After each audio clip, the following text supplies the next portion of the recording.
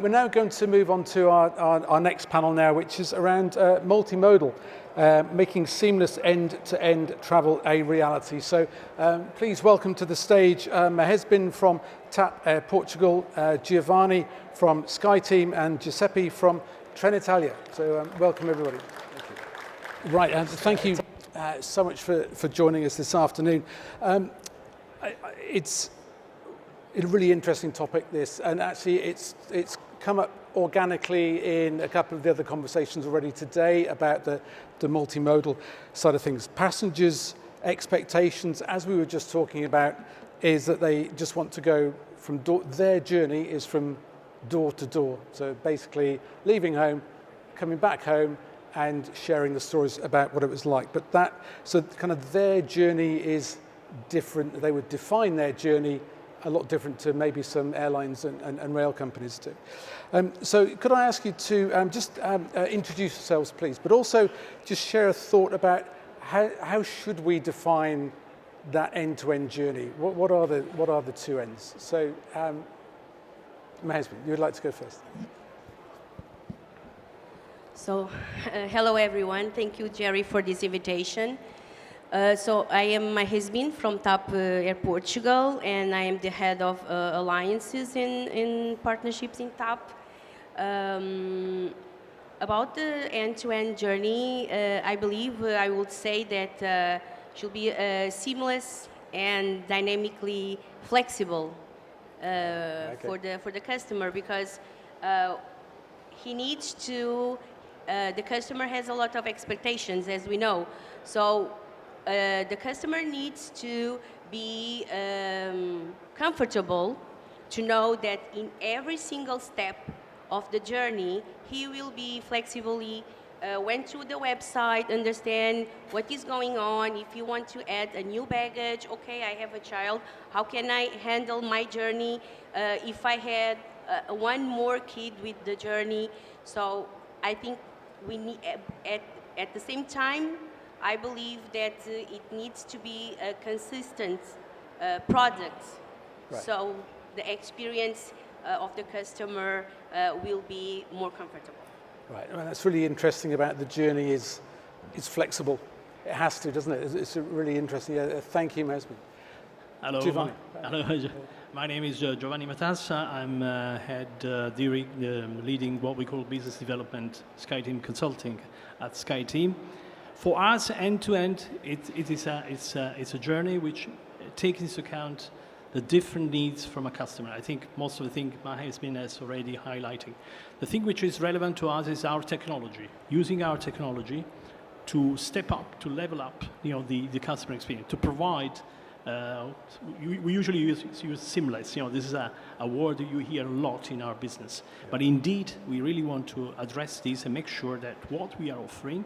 And maybe the good example is the intermodal, that you have an option that you can today, and this is something really new also for SkyTeam, you have the option that you can buy an air and rail on a single source, on one of our member, and that's really what is going to be probably the new feature which we are going to promote very soon at SkyTeam. Yeah, brilliant. Okay, we'll come back to that in a moment, Giovanni, but thank you. Giuseppe, welcome. Hi, my name is Giuseppe Belvisi. I'm head of customer value management and partnership in Trenitalia, the main railway company in Italy. And from our perspective, an end-to-end customer journey is the right answer to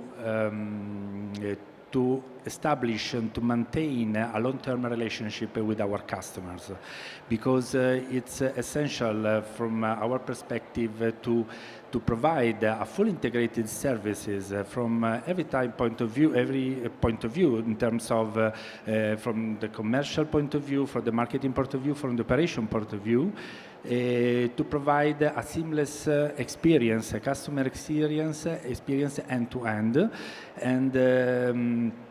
And for this reason, on Trenitalia, today we are cooperating, we are establishing some strong cooperation with the travel partners who want to leverage our capacity to reach the city center of the main Italian cities. Yeah, okay, brilliant. And again, we'd love to cover that in a bit more detail in a moment, Giuseppe. Thank you.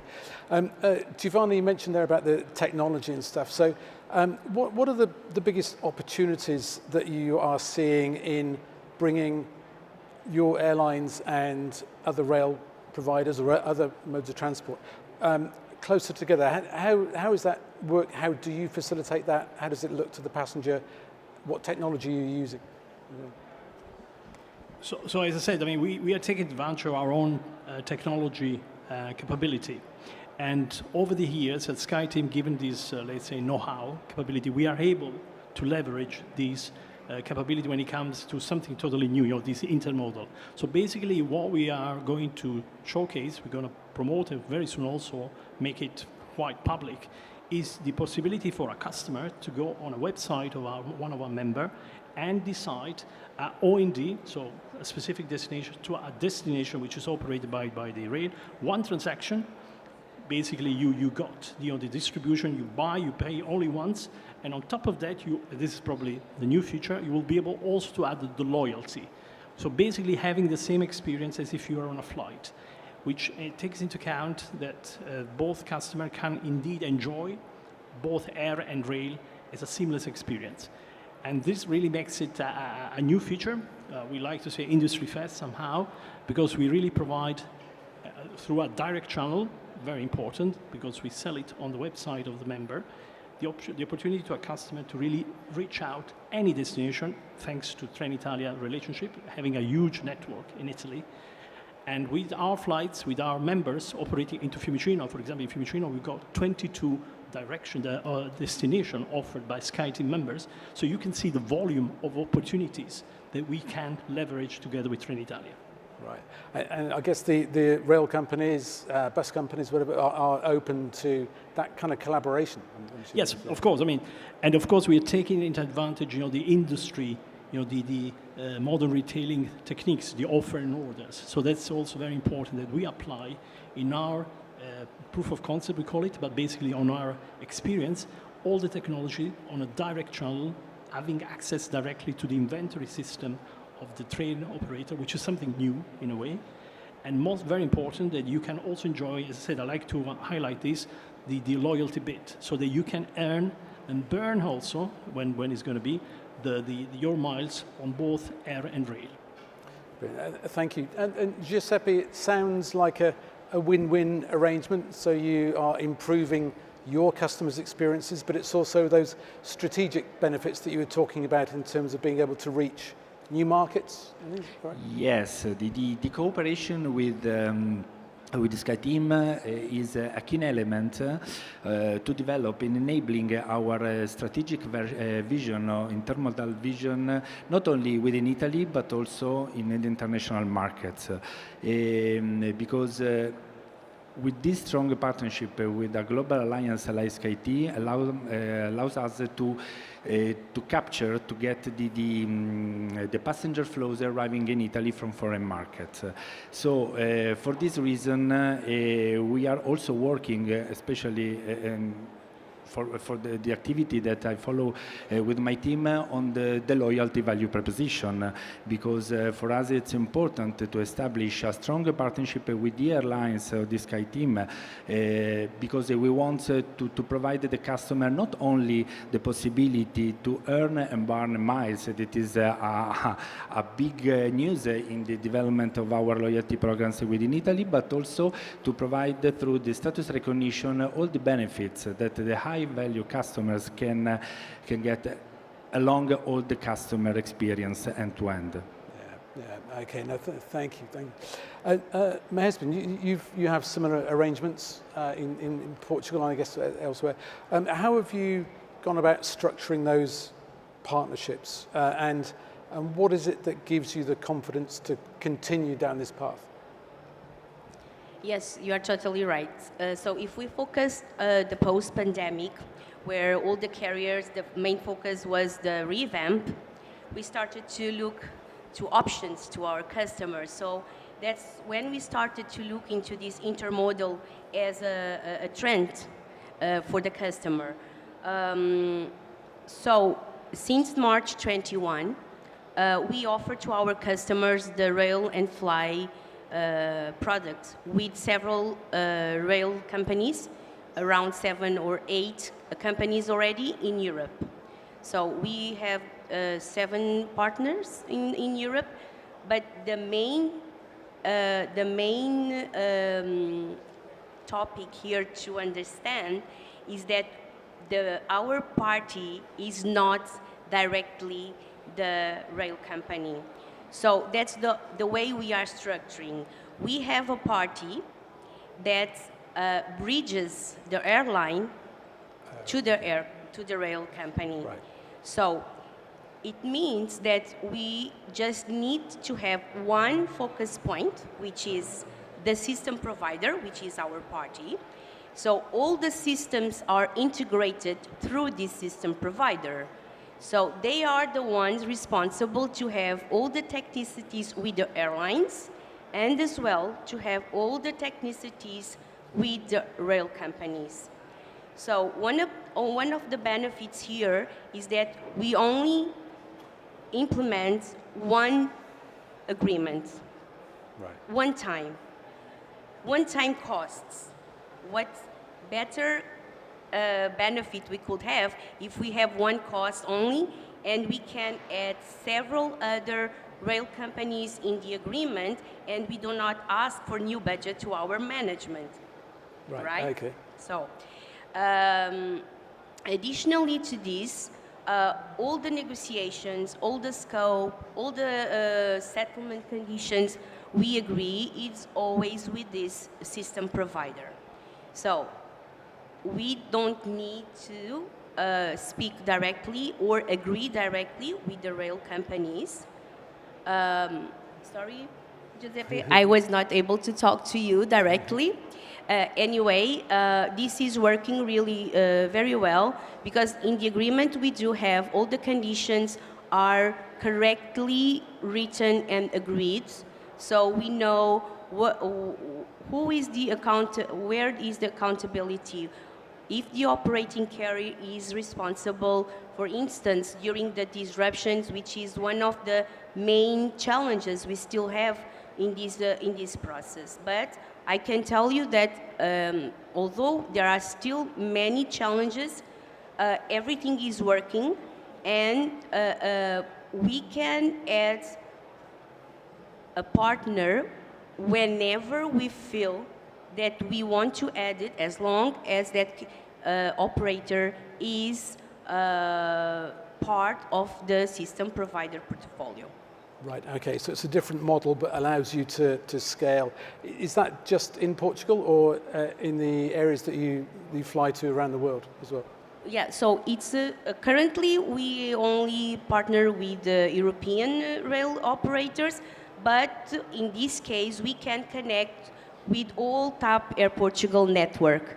Right. So, for instance, if we have a passenger in Brazil, they want to come to, the customer wants to come to Europe, and there is the final destination of this customer, it's not an online destination of TAP, but for sure in one single ticket we can offer the final destination if this portfolio that we do have has this includes this destination. Right, right. Yeah. Okay. So for the customer, he just looks into what is the final destination, where he wants to go, and we have several options to this customer. And as well, if we think about the sustainability, we are here gathering several options to the customer if he wants to connect with other airlines, so airline with airline, or if they want to have a conscious choice and they use the train for that. So right. We are giving a lot of options to our passengers through this rail and fly that we have in place. Right, okay, thank you. You mentioned there about disruption, and Giuseppe, how do you anticipate, predict where there might be disruption, and maybe use AI if you do to kind of predict where the issues might be and how you're going to handle your passengers who are going from one mode to another. How does that work with yourselves at Trenitalia? So with the SkyTeam, we are discussing. It is understudy the capability to display, to visualize the train status information by the airline, directly by the airline, to either to take action either proactively or also reactively as per the customer contact. So with our IT department, we are developing the connection between our systems and the SkyTeam systems to feed continuous information about the status of the train. In this way, both the customer and airline are always updated about the status, and obviously this is the essential key point to allow also the activity of recovery or reprotection or rebooking in terms of misconnection or due to the delay or the cancellation of both the trains and the airlines.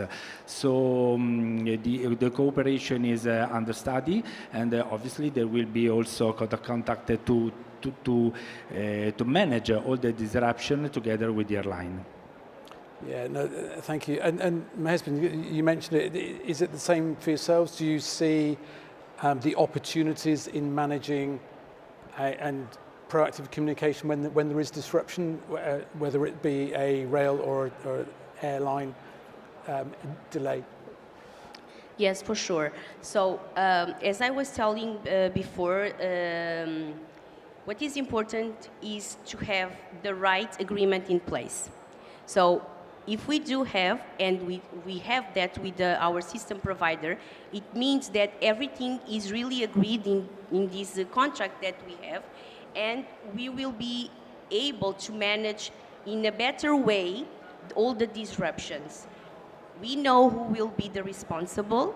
If we have our flight will have a late arrival, and if there is a misconnection with the train, we know that the customer will be able to go and use the next available train with no fees, nothing else, just use the next available train.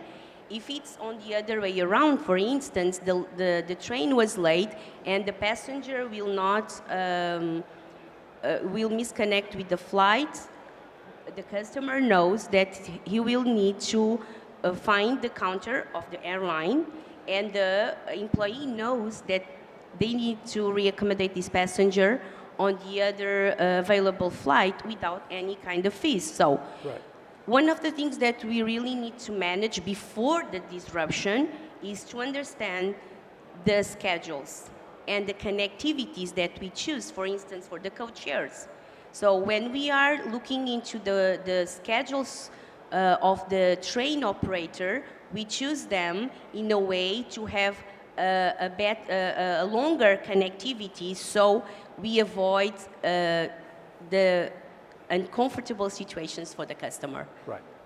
This is one of the ways we can try to override all the challenges we do have with the disruptions that we still have, for sure. Yeah. No, thank you. If I may just add a few things. I mean, okay. Now, what I want to just add from our perspective, I mean, here, of course, as fair enough as Mahesbin is explaining, is an accountability issue, which has to be sorted out when you do an agreement, right?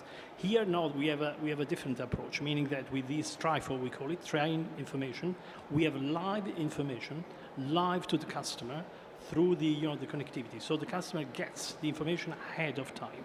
And this is really what is going to be a bit, shall we say, a bit new in a way, to anticipate the customer pain points and take actions accordingly. Of course, it's very much important, as Mahesbin was highlighting, that there must be an accountability, or we call it, usually there's a co-share agreement where usually there's some kind of responsibility. But in this case, that's the feature. We are really exchanging real-time information.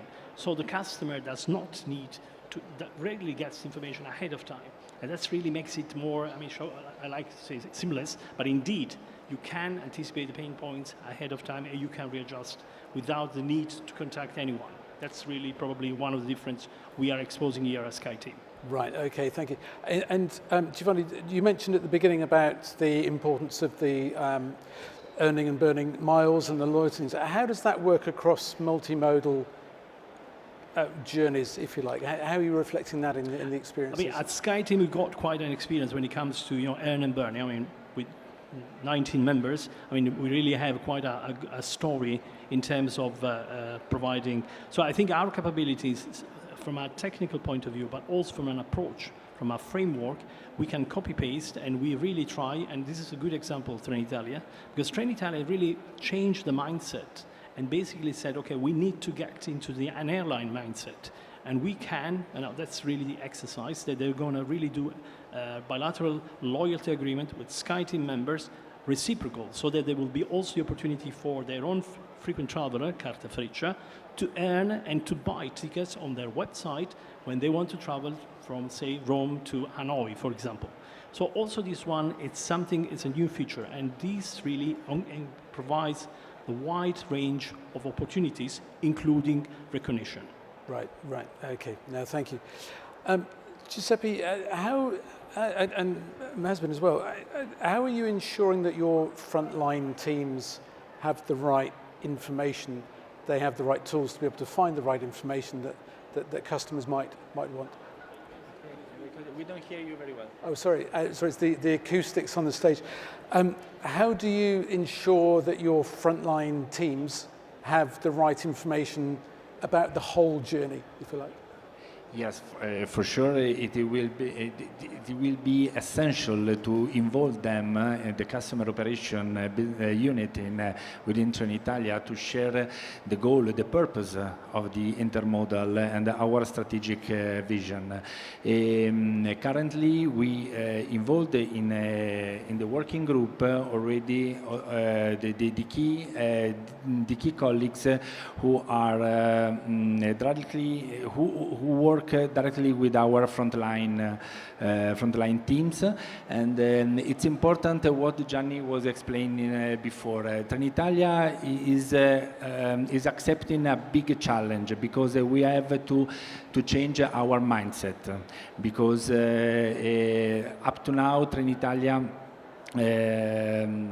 developed his business within the railway perimeter, but tomorrow, when we will have this strong partnership with the airlines, it will be essential to communicate, to build a strong internal communication within the customer operation team, to provide them the instrument to face the relationship with the customer, because it's important, because we strongly believe that one of the key points of this partnership, compared to the experience that the customer has today, is that he will be supported along all the customer journey. For every problems, let me say, every disruption he will have, the customer has to be supported. So the front line has to provide a quick answer and has to know how to manage the different situation.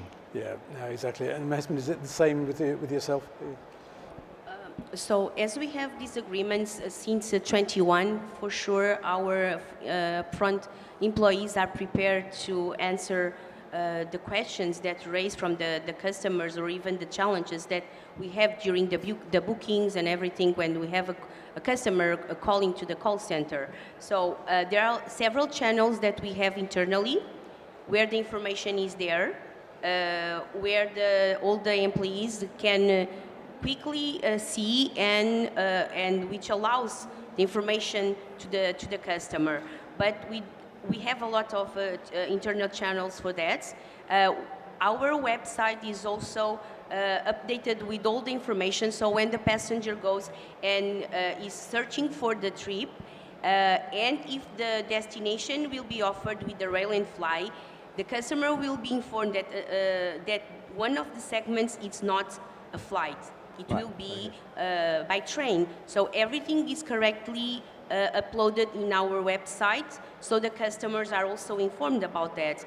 And we have other channels, because we have several travel agents also selling our product. So also there is a channel for the travel agencies in Portugal and the other countries as well where we sell, where all the information is there, because if the customer asks something, everything is there. And what is the information? Mainly is what we do have in the agreement, in a specific operational manual that is agreed as well. So everything is clearly, and all the awareness is there. For sure, we need to have quick reminders time to time to everyone, so all the teams are well educated for that. Yeah, people are people. We forget things, don't we? Yes. Thank you. And Giovanni, one of the key stakeholders in the mix will be the airport and the airport environment. How are you working with the airport teams because they can sit right in between an airline and the train, can't they? So how are you getting them involved? I think airports are a cornerstone of this story. I mean, you really need to involve them because, especially when we are talking, getting a hold of our customer directly, you want to make sure that also airports have a very active role. I have to say that together with Trenitalia, we had recently a meeting with Aeroporto di Roma, which is the main airport, more than 50 million passengers arriving into Fiumicino, which is also, by the way, one of the best airports in Europe, has been recently also nominated.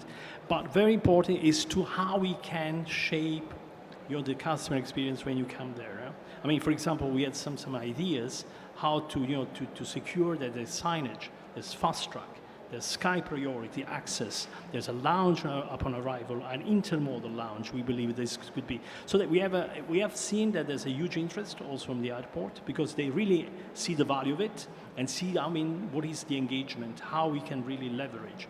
And as you think that we fly indeed, we got 22 destinations into Fiumicino, it's pretty huge in terms of volume. I mean, China Eastern, Delta, you name it. I mean, many of our SkyTeam members are very strong there. So having the airport engage and share the same vision, I think is going to be a key element, a success story. I don't know if you want to say something.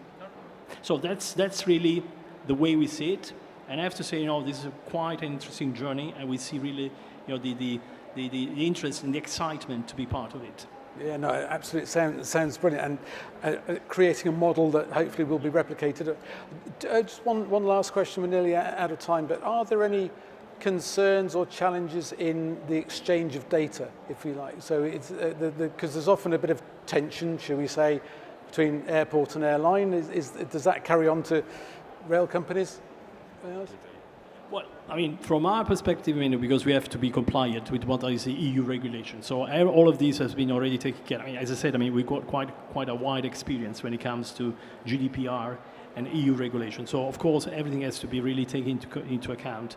And, as we do the relationship with Trenitalia, this is, for example, when we will promote, and we'll come pretty soon with a pretty important announcement, we will take into account all of these regulations. So I think this is part of the game. You have to take into account all the different features, but successfully, I have to say, we have got the experience background. We're celebrating this year 25 years of SkyTeam, so I think we've got quite some good storytelling on how we can manage that. Absolutely fantastic. What a great point to end on. Thank you so much. We are sadly out of time. Mahesbin, Giovanni, Giuseppe, thank you so much. Thank you very much. Well done guys.